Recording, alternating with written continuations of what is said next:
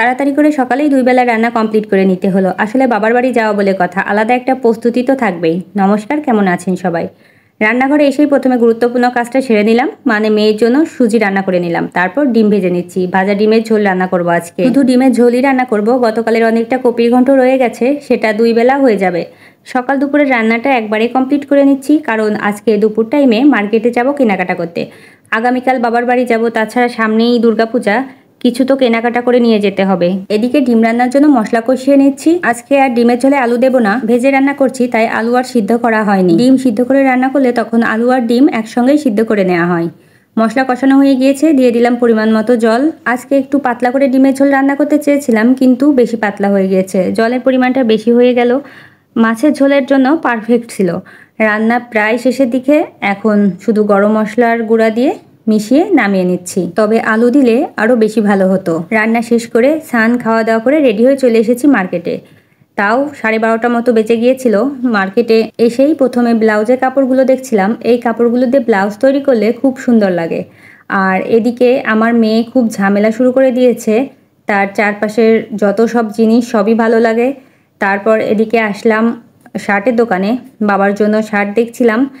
এদিকে আমার হাজব্যান্ডও কিছু কেনাকাটা করলো। বাসা থেকে ভেবে আসি একরকম, মার্কেটে আসার পর হয়ে যায় অন্যরকম। আসলে সবসময় মনের মতো জিনিস পাওয়াও যায় না। আর এখন এমন একটা দোকানে যাচ্ছি যেখানে গিয়ে 1 মিনিটের জন্য শান্তি পাইনি। একটা ট্রলি ব্যাগ কেনার ছিল, সেটা দেখার জন্যই ব্যাগের দোকানে যাচ্ছি।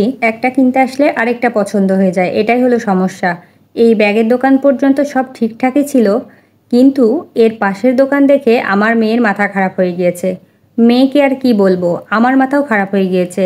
এই একটা দোকানে কসমেটিক্স, সুন্দর সুন্দর পুতুল, ফুলের টব সব কিছুই আছে। আর এই সব কিছু দেখেই আমার মেয়ের অবস্থা খারাপ, কারণ এগুলো সবই ওর পছন্দের জিনিস। ব্যাগের দোকান থেকে চলে এসে একটা একটা করে তুলে নিচ্ছিল। দোকানটা খুব সুন্দরভাবে সাজানো, আর অনেক ফুল গাছ থাকার কারণে মনে হচ্ছিল যেন ফুলের বাগানে আছি।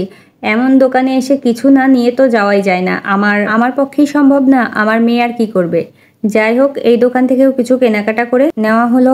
মেয়ে তো মেয়ের মতো করে একটা একটা করে তুলে নিচ্ছিল। 4-5টা রং বেরঙের ফুল গাছ দিয়ে সাজানো, ভিডিও করতেও খুব ভালো লাগছিল। এমন জিনিসগুলো দিয়ে ঘর সাজালে সত্যিই খুব সুন্দর লাগে, মনে হচ্ছিল ফুলের রাজ্য, যদিও সব প্লাস্টিকের ফুল। মেয়ে নিচে এসে ট্রলি নিয়ে দাঁড়িয়ে আছে, ওর বাবা বাইক আনতে গিয়েছে। রাতে এক্সট্রা ভাবে রান্না করতে চেয়েছিলাম, কিন্তু রান্না করতে গেলে অনেকটাই দেরি হয়ে যাবে, তাই ভর্তা ভাতই বসিয়ে দিলাম।